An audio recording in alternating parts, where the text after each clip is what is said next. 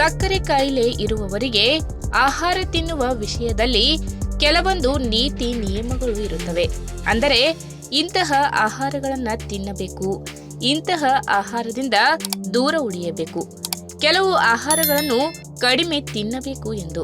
ನೈಸರ್ಗಿಕ ರೂಪದಲ್ಲಿ ಇರುವಂತಹ ಆಹಾರ ಪದಾರ್ಥಗಳು ಕೂಡ ಕೆಲವೊಮ್ಮೆ ಬ್ಲಡ್ ಶುಗರ್ ಏರಿಕೆ ಮಾಡುತ್ತದೆ.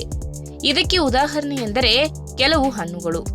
ವೈದ್ಯರು ಹೇಳುವ ಪ್ರಕಾರ ಯಾರಿಗೆ ಸಕ್ಕರೆ ಕಾಯಿಲೆ ನಿಯಂತ್ರಣದಲ್ಲಿ ಇರುವುದಿಲ್ಲ ಅಂತವರು ಕೆಲವೊಂದು ಹಣ್ಣುಗಳನ್ನು ತಿನ್ನದಿದ್ದರೆ ಒಳ್ಳೆಯದು. ಹಾಗಾದ್ರೆ ಯಾವ ಯಾವ ಹಣ್ಣುಗಳು ಶುಗರ್ ಇರುವವರಿಗೆ ಡೇಂಜರ್ ಎಂಬುದನ್ನ ಇವತ್ತಿನ ವಿಡಿಯೋ ಮುಖಾಂತರ ತಿಳಿದುಕೊಳ್ಳೋಣ. ಅದಕ್ಕಿಂತ ಮುಂಚೆ ನೀವಿನ್ನೂ ನನ್ನ ಚಾನಲ್ಗೆ ಸಬ್ಸ್ಕ್ರೈಬ್ ಆಗಿಲ್ಲ ಅಂದ್ರೆ ಪ್ಲೀಸ್ ಸಬ್ಸ್ಕ್ರೈಬ್ ಮಾಡ್ಕೊಳ್ಳಿ, ಹಾಗೆ ಪಕ್ಕದಲ್ಲೇ ಇರುವಂತಹ ಬೆಲ್ ಐಕನ್ನ ಕ್ಲಿಕ್ ಮಾಡಿ. ಮಾವಿನ ಹಣ್ಣಿನಲ್ಲಿ ಸಿಹಿಯ ಪ್ರಮಾಣ ತುಂಬಾ ಇದೆ. ಇದರ ಗ್ಲೈಸೆಮಿಕ್ ಸೂಚ್ಯಂಕ 50ಕ್ಕಿಂತ ಜಾಸ್ತಿ ಇರುತ್ತದೆ. ನಮ್ಮ ಬ್ಲಡ್ ಶುಗರ್ ಕಂಟ್ರೋಲ್ಗೆ ಸಿಗುತ್ತಿಲ್ಲ ಎನ್ನುವವರು ಮಾವಿನ ಹಣ್ಣು ತಿನ್ನುವುದರಿಂದ ದೂರ ಇರುವುದು ಒಳ್ಳೆಯದು. ಬ್ಲಡ್ ಶುಗರ್ ಕಂಟ್ರೋಲ್ನಲ್ಲಿ ಇರುವವರು ದಿನಕ್ಕೆ 50 ಗ್ರಾಂ ಅಥವಾ ಅದಕ್ಕಿಂತ ಕಡಿಮೆ ಮಾವಿನ ಹಣ್ಣು ತಿನ್ನಬಹುದು. ಅಷ್ಟೇ ಅಲ್ಲದೆ ಊಟ ಆದ ಮೇಲೆ ಯಾವುದೇ ಕಾರಣಕ್ಕೂ ಮಾವಿನ ಹಣ್ಣು ತಿನ್ನಬಾರದು. ಇದು ರಕ್ತದಲ್ಲಿನ ಸಕ್ಕರೆ ಪ್ರಮಾಣವನ್ನು ಇದ್ದಕ್ಕಿದ್ದಂತೆ ಹೆಚ್ಚು ಮಾಡುವ ಸಾಧ್ಯತೆ ಇರುತ್ತದೆ. ಇನ್ನು ಬಾಳೆಹಣ್ಣು ತನ್ನಲ್ಲಿ ಪೊಟ್ಯಾಷಿಯಂ ಮತ್ತು ಸಕ್ಕರೆ ಪ್ರಮಾಣವನ್ನ ಹೆಚ್ಚಾಗಿ ಒಳಗೊಂಡಿದೆ. ಇದು ಸಕ್ಕರೆ ಕಾಯಿಲೆ ಕಂಟ್ರೋಲ್ ಇಲ್ಲದವರಿಗೆ ಆಗಿ ಬರುವುದಿಲ್ಲ. ನಿಮ್ಮ ಬ್ಲಡ್ ಶುಗರ್ ಒಂದು ಹಂತದಲ್ಲಿ ನಿಯಂತ್ರಣದಲ್ಲಿ ಇದ್ದಾಗ 50ರಿಂದ 100 ಗ್ರಾಂ ಇರುವ ಒಂದು ಸಣ್ಣ ಬಾಳೆಹಣ್ಣನ್ನ ಸೇವನೆ ಮಾಡಬಹುದು. ಇನ್ನು ಸೀತಾಫಲ, ಇದರಲ್ಲಿ ಗ್ಲೂಕೋಸ್ ಪ್ರಮಾಣ ಹೆಚ್ಚಾಗಿದ್ದು ನಿಮ್ಮ ರಕ್ತದಲ್ಲಿನ ಸಕ್ಕರೆ ಪ್ರಮಾಣ ಏರಿಕೆಯಾಗುವಂತೆ ಮಾಡುವ ಸಾಧ್ಯತೆ ಇರುತ್ತದೆ. ಏಕೆಂದರೆ ಸೀತಾಫಲ ಹಣ್ಣು ಕೂಡ ತನ್ನಲ್ಲಿ ಅತಿಯಾದ ಸಿಹಿ ಅಂಶವನ್ನ ಒಳಗೊಂಡಿದ್ದು ನಿಮ್ಮ ಮಧುಮೇಹ ಸಮಸ್ಯೆಯನ್ನ ನಿಯಂತ್ರಣ ತಪ್ಪುವಂತೆ ಮಾಡಬಹುದು. ಇನ್ನು ಸಪೋಟ, ಆರೋಗ್ಯ ತಜ್ಞರು ಹೇಳುವ ಹಾಗೆ ಯಾರಿಗೆ ಸಕ್ಕರೆ ಕಾಯಿಲೆ ಕಂಟ್ರೋಲ್ನಲ್ಲಿ ಇರುವುದಿಲ್ಲ ಅಂತವರು ಪ್ರತಿದಿನ 80 ಗ್ರಾಂಗಿಂತ ಹೆಚ್ಚಿನ ಪ್ರಮಾಣದಲ್ಲಿ ಸಪೋಟ ಹಣ್ಣನ್ನ ತಿನ್ನಬಾರದು. ಇದರಿಂದ ಆರೋಗ್ಯದಲ್ಲಿ ತೊಂದರೆ ಕಾಣಿಸಿಕೊಳ್ಳುವ ಸಾಧ್ಯತೆ ಇರುತ್ತದೆ. ಅದರಲ್ಲೂ ಊಟ ಆದ ಮೇಲೆ ಸಪೋಟ ಹಣ್ಣು ತಿನ್ನಲೇಬಾರದು. ಇನ್ನು ದ್ರಾಕ್ಷಿ ಹಣ್ಣು, ಸಕ್ಕರೆ ಕಾಯಿಲೆ ಇರುವವರು ದ್ರಾಕ್ಷಿ ಹಣ್ಣಿನ ಬದಲು ಸಿಟ್ರಸ್ ಹಣ್ಣುಗಳನ್ನ ಸೇವಿಸಬಹುದು. ಅಂದರೆ ಮೂಸಂಬಿ ಹಣ್ಣು ಅಥವಾ ಕಿತ್ತಳೆ ಹಣ್ಣು ತಿನ್ನುವ ಅಭ್ಯಾಸ ಇಟ್ಟುಕೊಳ್ಳಬಹುದು. ಇದು ನಿಮ್ಮ ಬ್ಲಡ್ ಗ್ಲೂಕೋಸ್ ಕಂಟ್ರೋಲ್ನಲ್ಲಿ ಇರಿಸುವುದು ಮಾತ್ರವಲ್ಲದೆ ತನ್ನಲ್ಲಿ ಆಂಟಿ ಆಕ್ಸಿಡೆಂಟ್ ಅಂಶಗಳು ಇರುವ ಕಾರಣದಿಂದ ನಿಮ್ಮ ದೇಹದಲ್ಲಿ ಫ್ರೀ ರ್ಯಾಡಿಕಲ್ ಪ್ರಮಾಣ ಹೆಚ್ಚಾಗದಂತೆ ನೋಡಿಕೊಳ್ಳುತ್ತದೆ. ನಿಮಗೆ ಶುಗರ್ ಕಂಟ್ರೋಲ್ನಲ್ಲಿ ಉಳಿದಿದ್ದರೆ ನೀವು ಆರಾಮವಾಗಿ 8ರಿಂದ 10 ದ್ರಾಕ್ಷಿ ಹಣ್ಣುಗಳನ್ನ ತಿನ್ನಬಹುದು. ಮನುಷ್ಯನಿಗೆ ಆರೋಗ್ಯ ಯಾವಾಗ ಕೈಕೊಡುತ್ತದೆ ಎಂದು ಹೇಳಲು ಬರುವುದಿಲ್ಲ.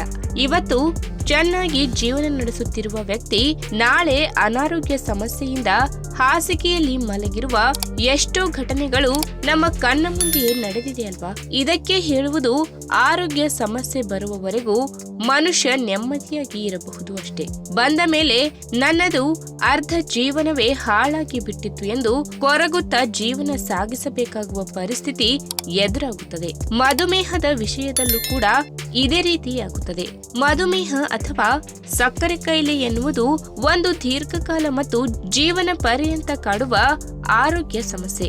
ಈ ಕಾಯಿಲೆ ವ್ಯಕ್ತಿಯಲ್ಲಿ ಒಮ್ಮೆ ಕಾಣಿಸಿಕೊಂಡರೆ ಮತ್ತೆ ಆತನನ್ನ ಬಿಟ್ಟು ಹೋಗುವ ಪ್ರಶ್ನೆಯೇ ಇಲ್ಲ.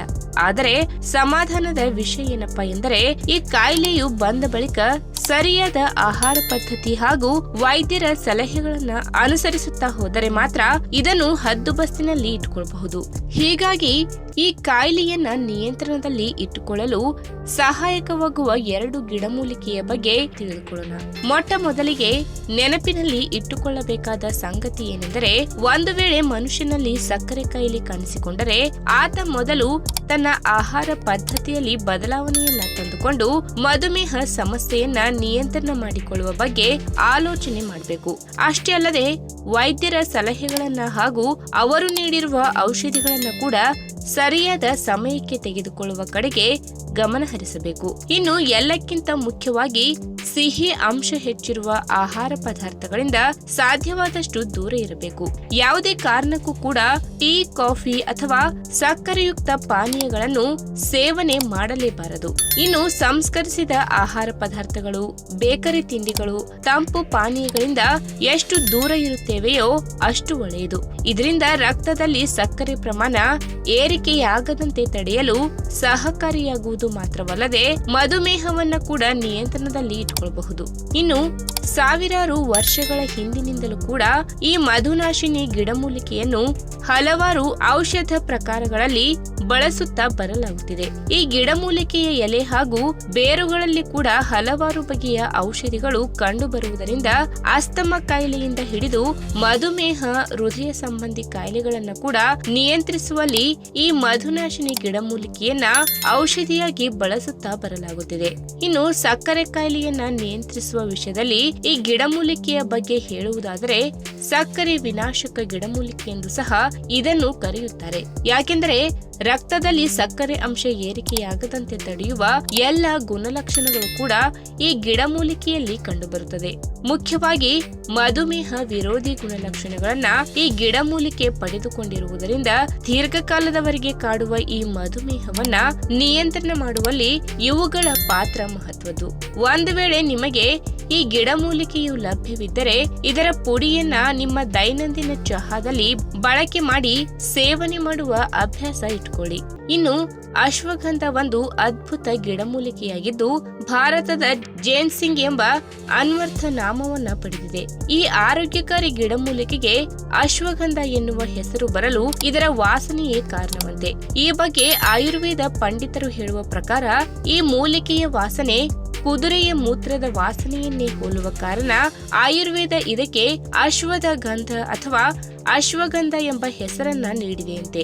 ಇನ್ನು ಈ ಗಿಡಮೂಲಿಕೆಯ ಔಷಧಿ ಗುಣಗಳನ್ನ ಕೇವಲ ಆಯುರ್ವೇದ ಪದ್ಧತಿಯಲ್ಲಿ ಮಾತ್ರವಲ್ಲ, ಹೋಮಿಯೋಪತಿ ಮತ್ತು ಸಿದ್ಧ ಔಷಧೀಯ ಪದ್ಧತಿಗಳು ಬಳಸಿಕೊಂಡಿವೆ. ಪ್ರಮುಖವಾಗಿ ತನ್ನಲ್ಲಿ ಸಕ್ಕರೆ ಕಾಯಿಲೆ ವಿರೋಧಿ ಗುಣಲಕ್ಷಣಗಳು ಈ ಮೂಲಿಕೆಯಲ್ಲಿ ಅಧಿಕ ಪ್ರಮಾಣದಲ್ಲಿ ಕಂಡುಬರುವುದರಿಂದ ಮಧುಮೇಹವನ್ನ ನಿಯಂತ್ರಿಸುವಲ್ಲಿ ಇದರ ಪಾತ್ರ ಮರೆಯುವ ಹಾಗಿಲ್ಲ. ಹೀಗಾಗಿ ಸಕ್ಕರೆ ಕಾಯಿಲೆ ಇರುವವರು ಪ್ರತಿದಿನ ತಾವು ಕುಡಿಯುವ ಹಾಲಿಗೆ ಈ ಗಿಡಮೂಲಿಕೆಯ ಹುಡಿಯನ್ನ ಮಿಶ್ರಣ ಮಾಡಿಕೊಂಡು ಸೇವನೆ ಮಾಡಿದರೆ ಆಗ ಒಳ್ಳೆಯ ಫಲಿತಾಂಶ ಸಿಗುವುದು. ಈ ವಿಡಿಯೋ ನಿಮಗೆ ಇಷ್ಟವಾದಲ್ಲಿ ತಪ್ಪದೆ ಲೈಕ್ ಮಾಡಿ, ಶೇರ್ ಮಾಡಿ, ಹಾಗೆ ನಿಮ್ಮ ಅನಿಸಿಕೆನ ಕಮೆಂಟ್ ಮೂಲಕ ತಿಳಿಸಿ.